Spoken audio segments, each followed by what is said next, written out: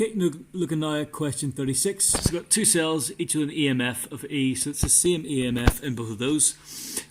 Different internal resistances R1 and R2 are connected in series to a resistor R. So the reading on the voltmeter is 0 volts. Now, key to this here is Kirchhoff's second law, which says that the sum of the EMFs is equal to the sum of the potential differences.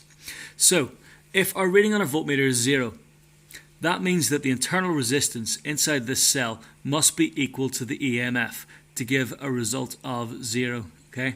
So it's not producing any net potential difference outside of it. The resistor is basically taking up all the energy that comes out of it, okay?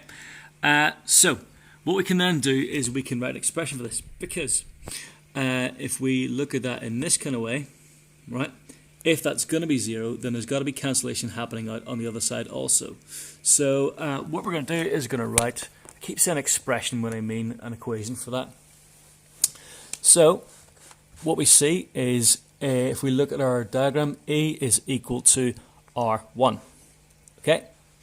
Now for the rest of it, if we're still going to get that 0, what that also means is that our second E is going to be equal to R plus R2.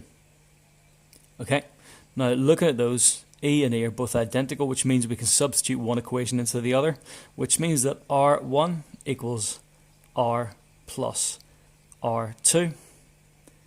And then to get finally our an equation for R, all we're going to do is, well, let me see, what could we do? R equals R. Why am I having trouble with this? Camera shy. So R equals, R1 minus R2, and that's it. So that gives you, that's B. That's it there. So that's using Kirchhoff's second law.